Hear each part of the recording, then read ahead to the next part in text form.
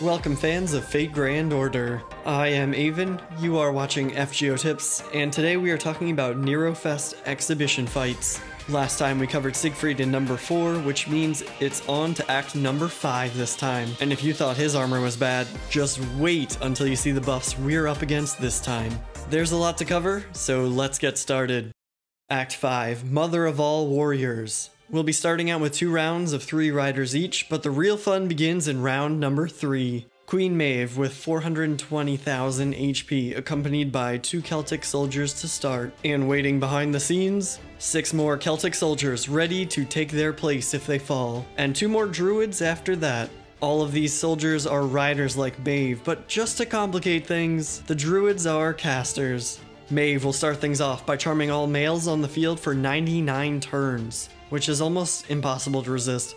She's going to start the fight off with invincibility, 90% arts resistance, 90% buster resistance, 90% quick resistance, and a triad of defense up buffs.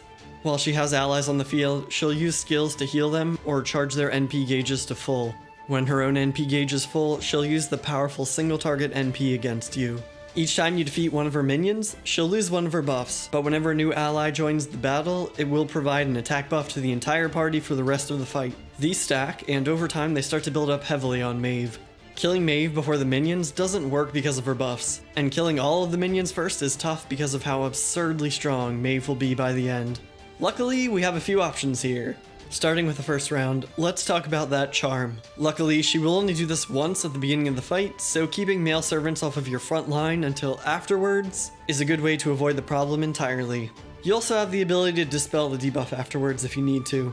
Maeve's own buffs, however, can't be dispelled, but we can remove them by defeating her minions. The buffs vanish in a specific order which we can use to our advantage. First the invincibility, then the arts resistance, buster resistance, and defense buffs for the next 3 enemies. Quick resistance is the very last one to go. As long as Maeve has allies on the field and her NP isn't charged, she'll use skills instead of attacking directly. That means that the attack buffs stacked on her don't actually matter too much for most of the fight.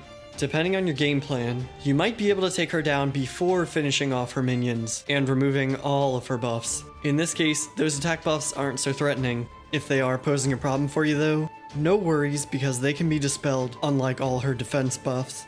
Now, let's talk specific servants. If you've been around for a while, you probably have an NP5 Shiki just waiting to shine here. Shiki is an arts-based assassin, with a skill to boost her arts effectiveness, and a single target NP that ignores defense. As long as you remove Maeve's first 2 buffs, the invincibility and the arts resistance, Shiki should be able to start dealing massive damage without the need to remove the remaining buffs at all.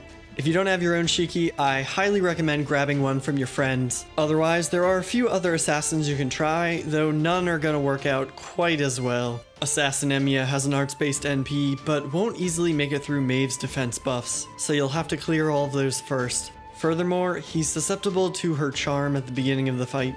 Carmilla has a buster NP, but it's a bit weaker and still won't do much without clearing Maeve's defense buffs. MHX is in a similar situation, except her NP is quick-based, so you'll have to clear every one of Maeve's buffs before it'll really do much good. And Jack, of course, has an amazing NP that ignores defense, but just like MHX, it's quick-based, and you'll only be inflicting 1/10 of the true damage until you defeat that very last minion. Assassin Skahak has all the same problems, and has an AoE NP instead of a single target, but this does help clear the Celts effectively, so consider bringing her alongside your main damage dealer. Shuten makes for another great support assassin here, thanks to her ability to charm, buff the party's attack, and reduce the enemy's defense. For true support, the usual heroes like Tamamo and Waver aren't as helpful as usual. As casters, both will suffer greatly at the hands of the riders here, and Waver is susceptible to charm. Mashu still makes an effective support, providing invincibility and taunt, the perfect combo for negating one of Maeve's noble phantasms. And of course, Mashu, your additional defense and damage cut buffs are always appreciated.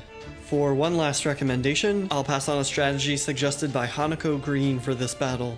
Keep Medb in your backline and give her a taunt CE such as Halloween Arrangement, Gouda Gouda Poster Girl, or Grand New Year. If you ever find yourself about to be smashed by Maeve's fully charged NP, use the order change skill from the Chaldea combat uniform to pull Medb into the fight.